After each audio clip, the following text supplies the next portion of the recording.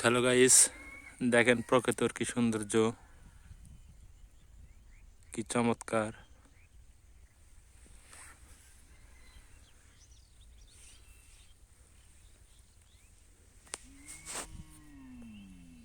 খুবই কিউট, খুবই সুন্দর।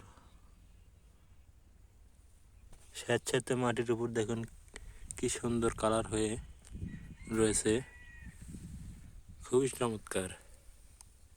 দেখুন, মনোমুগ্ধকর।